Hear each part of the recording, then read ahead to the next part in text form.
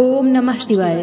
प्रिय भक्तजनों, आज मैं आपको शिव पुराण की कथा का श्रवण करा रही हूँ। अगर आप यह पवित्र कथा सुन रहे हैं तो पूरा सुने, इसे आधा अधूरा छोड़कर जाने की गलती न करें। इस पवित्र कथा को पूर्ण भाव और निष्ठा के साथ सुने और भगवान शिव का आशीर्वाद प्राप्त करें। श्री सूत जी ने भी कहा है, वह मनुष्य धन्य है जिसके मन में शिव पुराण कथा को सुनने के लिए अपार प्रेम व लालसा है। संपूर्ण सिद्धांत से संपन्न, भक्ति को बढ़ाने वाले तथा शिव जी को संतुष्ट करने वाला अमृत के समान दिव्य शास्त्र है यह शिव पुराण। यह स्वयं शिव जी ने कहा है। यह पुराण कलयुग में मनुष्य के हित का परम साधन है। यह मनोवांछित फलों को देने वाला है। इससे मनुष्य निष्पाप हो जाता है तथा इस लोक में सभी सुखों का उपभोग करके अंत में शिव लोक को प्राप्त करता है।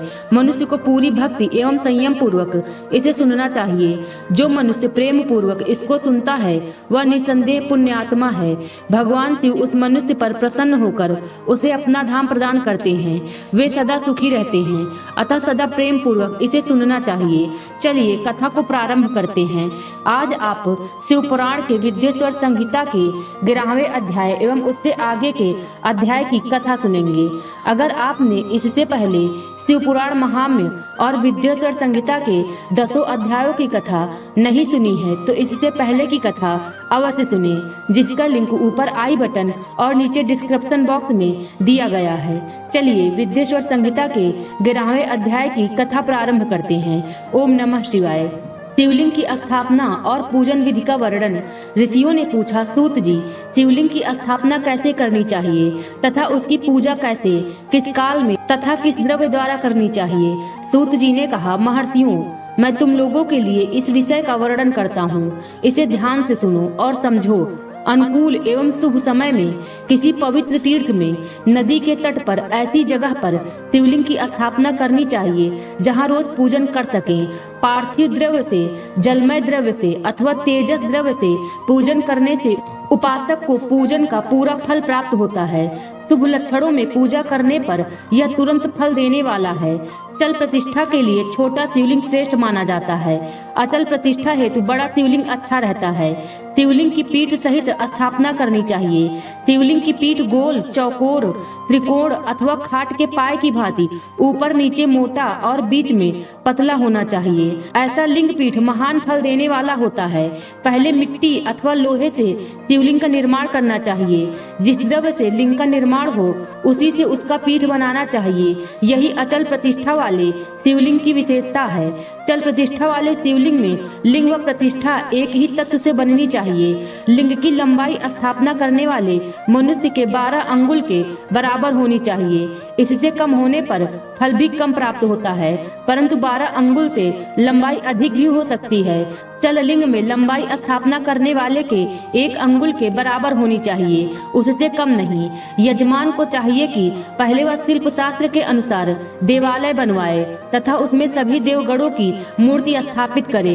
देवालय का गर्भगृह सुंदर, सुदृढ़ और स्वच्छ होना चाहिए। उसमें पूर्व और पश्चिम में 2 मुख्य द्वार हों। जहाँ शिवलिंग की स्थापना करनी हो उस स्थान के गर्त में नीलम, लाल वैदूर्य, श्याम, मरकत, मोती, मूंगा, गोमेद और हीरा, इन 9 रत्नों को वैदिक मंत्रों के साथ छोड़ें। 5 वैदिक मंत्रों द्वारा 5 स्थानों से पूजन करके अग्नि में आहुति दें और परिवार सहित मेरी पूजा करके आचार्य को धन से तथा भाई बंधुओं को मनचाही वस्तु से संतुष्ट करें।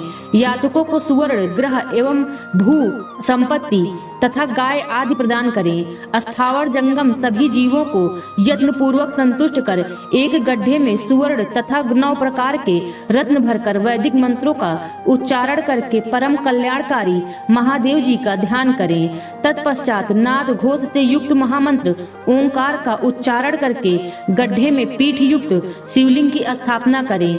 वहां परम सुंदर मूर्ति की भी स्थापना करनी चाहिए तथा भूमि संस्कार की विधि जिस प्रकार शिवलिंग शिवलिंग के लिए की गई है, उसी प्रकार मूर्ति की प्रतिष्ठा भी करनी चाहिए। मूर्ति की स्थापना अर्थात प्रतिष्ठा पंचाक्षर मंत्र से करनी चाहिए। मूर्ति को बाहर से भी लिया जा सकता है, परंतु वह साधु पुरुषों द्वारा पूजित हो। इस प्रकार शिवलिंग व मूर्ति द्वारा की गई महादेव जी की पूजा शिवपद प्रदान करने वाली है। स्थावर और जंगम से लिंग भी दो तरह का हो गया है। वृक्ष लता आदि को स्थावर लिंग कहते हैं और क्रम कीट आदि को जंगम लिंग। स्थावर लिंग को सींचना चाहिए तथा जंगम लिंग को आहार एवं जल देकर तृप्त करना चाहिए। यूं चराचर जीवों को भगवान शंकर का प्रतीक मानकर उनका पूजन करना चाहिए। इस तरह महालिंग की स्थापना करके विविध उपचारों द्वारा उसका रोज पूजन करें तथा देवालय के पास ध्वजारोहण करें। शिवलिंग साक्षात शिव का पद प्रदान करने वाला है। आवाहन, आसन, अर्घ्य, पाद्य, पाद्यांग, आचमन, स्नान, वस्त्र, यज्ञोपवीत, गंध, पुष्प, धूप, दीप, नैवेद्य, तांबूल, समर्पण, नीराजन, नमस्कार और विसर्जन से 16 उपचार हैं, उनके द्वारा पूजन करें। इस तरह किया गया भगवान शिव का पूजन शिवपद की प्राप्ति कराने वाला है। सभी शिवलिंगों की स्थापना के उपरांत चाहे वे मनुष्य द्वारा स्थापित, ऋषियों या देवताओं द्वारा अथवा अपने आप प्रकट हुए हों, सभी का उपयुक्त विधि से पूजन करना चाहिए, तभी फल प्राप्त होता है। उसकी परिक्रमा और नमस्कार करने से शिवपद की प्राप्ति होती है। शिवलिंग का नियम पूर्वक दर्शन भी कल्याणकारी होता है।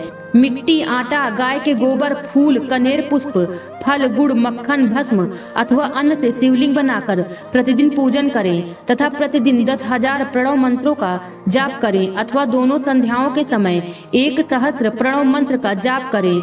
इससे भी शिवपद की प्राप्ति होती है। जप काल में प्रणव मंत्र का उच्चारण मन की शुद्धि करता है।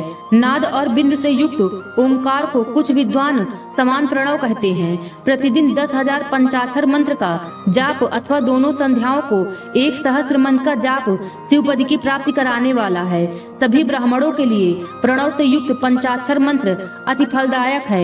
कलश से किया स्नान, मंत्र की दीक्षा, मातृकाओं का न्यास, सत्य से पवित्र अंतःकरण, ब्राह्मण तथा ज्ञानी गुरु सभी को उत्तम माना गया है। पंचाक्षर मंत्र का 5 करोड़ जाप करने से मनुष्य भगवान शिव के समान हो जाता है। 1, 2, 3 अथवा 4 करोड़ जाप करके मनुष्य क्रमशः ब्रह्मा, विष्णु, रुद्र तथा महेश्वर का पद प्राप्त कर लेता है। यदि 1000 दिनों तक प्रतिदिन 1 सहस्त्र जाप पंचाक्षर मंत्रों का किया जाए और प्रतिदिन ब्राह्मण को भोजन कराया जाए तो इससे अभीष्ट कार्य की सिद्धि होती है। ब्राह्मण को प्रतिदिन प्रातः काल 1008 बार गायत्री मंत्र का जाप करना चाहिए, क्योंकि गायत्री मंत्र शिवपद की प्राप्ति कराता है। वेद मंत्रों और वैदिक सूक्तियों का भी नियम से जाप करें। अन्य मंत्रों में जितने अक्षर हैं उनके उतने लाख जाप करें। इस प्रकार यथाशक्ति जाप करने वाला मनुष्य मोक्ष प्राप्त करता है।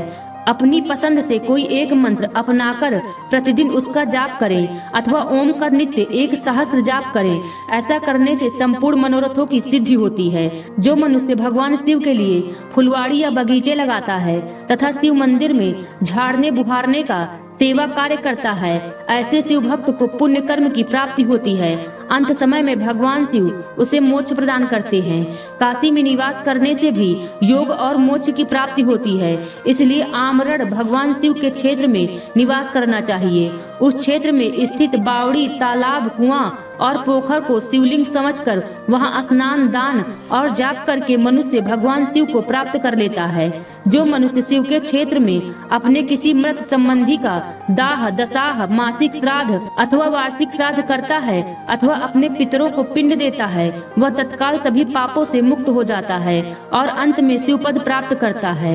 लोक में अपने वर्ण के अनुसार आचरण करने व सदाचार का पालन करने से शिवपद की प्राप्ति होती है। निष्काम भाव से किया गया कार्य अभीष्ट फल देने वाला एवं शिवपद प्रदान करने वाला होता है। दिन के प्रातः, मध्याह्न और सायं 3 विभाग होते हैं। इनमें सभी को एक एक प्रकार के कर्म का प्रतिपादन करना चाहिए। प्रातः काल रोजाना दैनिक शास्त्र कर्म, मध्याह्न सकाम कर्म तथा सायंकाल शांति कर्म के लिए पूजन करना चाहिए। इसी प्रकार रात्रि में 4 प्रहर होते हैं। उनमें से बीच के 2 प्रहर निशीथ काल कहलाते हैं। इस काल में पूजा करनी चाहिए, क्योंकि यह पूजा अभीष्ट फल देने वाली है। कलयुग में कर्म द्वारा ही फल की सिद्धि होगी। इस प्रकार विधि पूर्वक और समयानुसार भगवान शिव का पूजन करने वाले मनुष्य को अपने कर्मों का पूरा फल मिलता है। ऋषियों ने कहा, सूत जी, ऐसे पुण्य क्षेत्र कौन कौन से हैं जिनका आश्रय लेकर सभी स्त्री पुरुष शिवपद को प्राप्त कर ले? कृपया कर हमें बताइए। विद्येश्वर संहिता के 11वें अध्याय की कथा यहीं पर समाप्त होती है। ओम नमः शिवाय। चलिए 12वें अध्याय की कथा प्रारंभ करते हैं। मोक्षदायक पुण्य क्षेत्रों का वर्णन। सूत जी बोले, हे विद्वान और बुद्धिमान महर्षियों, मैं मोक्ष देने वाले शिव क्षेत्रों का वर्णन कर रहा हूँ। पर्वत, वन और काननों सहित इस पृथ्वी का विस्तार 50 करोड़ योजन है। भगवान शिव की इच्छा से पृथ्वी ने सभी को धारण किया है। भगवान शिव ने भूतल पर विभिन्न स्थानों पर वहाँ के प्राणियों को मोक्ष देने के लिए शिव क्षेत्र का निर्माण किया है। कुछ क्षेत्रों को देवताओं और ऋषियों ने अपना निवास स्थान बनाया है, इसलिए उसमें तीर्थत्व प्रकट हो गया है। बहुत से तीर्थ ऐसे हैं जो स्वयं प्रकट हुए हैं। तीर्थ क्षेत्र में जाने पर मनुष्य को सदा स्नान, दान, जाप करना चाहिए, अन्यथा मनुष्य रोग, गरीबी तथा मूर्खता आदि दोषों का भागी हो जाता है। जो मनुष्य अपने देश में मृत्यु को प्राप्त होता है, वह इस पुण्य के फल से दोबारा मनुष्य योनि प्राप्त करता है, परंतु पापी मनुष्य दुर्गत को ही प्राप्त करता है। हे ब्राह्मणों, पुण्य क्षेत्र में किया गया पाप कर्म अधिक दृढ़ हो जाता है। अतः पुण्य क्षेत्र में निवास करते समय पाप कर्म करने से बचना चाहिए। सिंधु और सतलुज नदी के तट पर बहुत से पुण्य क्षेत्र हैं। सरस्वती नदी परम पवित्र और 60 मुख वाली है, अर्थात उसकी 60 धाराएं हैं। इन धाराओं के तट पर निवास करने से परम पद की प्राप्ति होती है। हिमालय से निकली हुई पुण्य सलिल गंगा 100 मुख वाली नदी है। इसके तट पर काशी, प्रयाग आदि पुण्य क्षेत्र हैं। मकर राशि से सूर्य होने पर गंगा की तटभूमि अधिक प्रशस्त एवं पुण्यदायक हो जाती है। सोनभद्र नदी की 10 धाराएं हैं। बृहस्पति के मकर राशि में आने पर यह अत्यंत पवित्र तथा अभीष्ट फल देने वाली है। इस समय यहाँ स्नान और उपवास करने से विनायक पद की प्राप्ति होती है। पुण्य सलिला महानदी नर्मदा के 24 मुख हैं।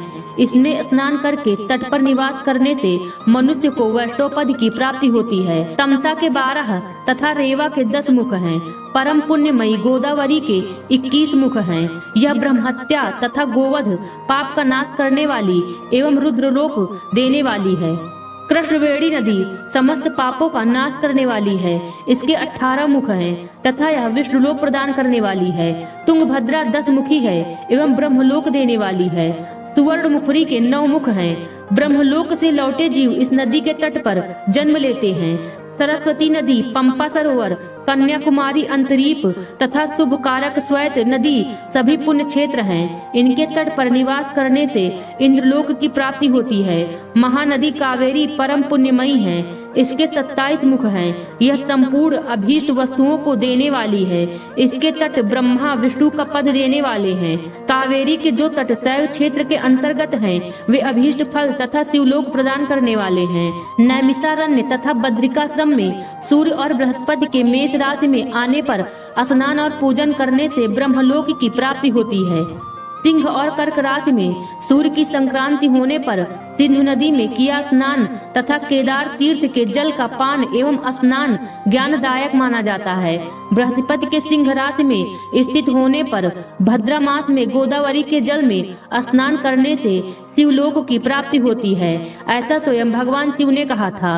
सूर्य और बृहस्पति के कन्या राशि में स्थित होने पर यमुना और सोनभद्र में स्नान से धर्मराज और गणेश लोक में महान भोग की प्राप्ति होती है। ऐसी महर्षियों की मान्यता है। सूर्य और बृहस्पति के तुला राशि में होने पर कावेरी नदी में स्नान करने से भगवान विष्णु के वचन की महिमा से अभीष्ट फल की प्राप्ति होती है। मार्गशीर्ष माह में सूर्य और बृहस्पति के वृश्चिक राशि में आने पर नर्मदा में स्नान करने से विष्णुपद की प्राप्ति होती है। सूर्य और बृहस्पति के धनु राशि में होने पर सुवर मुखरी नदी में किया स्नान शिवलोक प्रदान करने वाला है। मकर राशि में सूर्य और बृहस्पति के माघ मास में होने पर गंगा जी में किया गया स्नान शिवलोक प्रदान कराने वाला है। शिवलोक के पश्चात ब्रह्मा और विष्णु के स्थानों में सुख भोग कर अंत में मनुष्य को ज्ञान की प्राप्ति होती है। माघ मास में सूर्य के कुंभ राशि में होने पर, फाल्गुन मास में गंगा तट पर किया श्राद्ध, पिंडदान अथवा तिलोदक दान पिता और नाना दोनों कुलों के पितरों की अनेक पीढ़ियों का उद्धार करने वाला है। गंगा व कावेरी नदी का आश्रय लेकर तीर्थवास करने से पाप का नाश हो जाता है। ताम्रपर्णी और वेगवती नदियां ब्रह्मलोक की प्राप्ति रूप फल देने वाली हैं। इनके तट पर स्वर्गदायक क्षेत्र हैं। इन नदियों के मध्य में बहुत से पुण्य क्षेत्र हैं। यहाँ निवास करने वाला मनुष्य अभीष्ट फल का भागी होता है। सदाचार, उत्तम व्रति तथा सद्भावना के साथ मन में दया भाव रखते हुए विद्वान पुरुष को तीर्थ में निवास करना चाहिए, अन्यथा उसे फल नहीं मिलता। पुण्य क्षेत्र में जीवन बिताने का निश्चय करने पर तथा वास करने पर पहले का सारा पाप तत्काल नष्ट हो जाएगा, क्योंकि पुण्य को ऐश्वर्यदायक कहा जाता है। हे ब्राह्मणों, तीर्थ में वास करने पर उत्पन्न पुण्य कायिक, वाचिक और मानसिक सभी पापों का नाश कर देता है। तीर्थ में किया मानसिक पाप कई कल्पों तक पीछा नहीं छोड़ता, यह केवल ध्यान से ही नष्ट होता है। वाचिक पाप जाप से तथा कायिक पाप शरीर को सुखाने जैसे कठोर तप से नष्ट होता है। अतः सुख चाहने वाले पुरुष को देवताओं की पूजा करते हुए और ब्राह्मणों को दान देते हुए पाप से बचकर ही तीर्थ में निवास करना चाहिए। इसी के साथ विद्येश्वर संहिता के 12वें अध्याय की कथा समाप्त होती है। आज की कथा यहीं तक। उम्मीद है कथा पसंद आई होगी। कथा को बोलते समय कोई त्रुटि हुई हो तो क्षमा करें। कथा पसंद आई हो तो वीडियो को लाइक और शेयर करें और कमेंट बॉक्स में हर हर महादेव लिखना बिल्कुल न भूलें। मिलते हैं अगले वीडियो में 13वें अध्याय एवं उससे आगे के अध्याय की कथा के साथ। खुश रहिए और खुशियाँ बांटते रहिए। हर हर महादेव।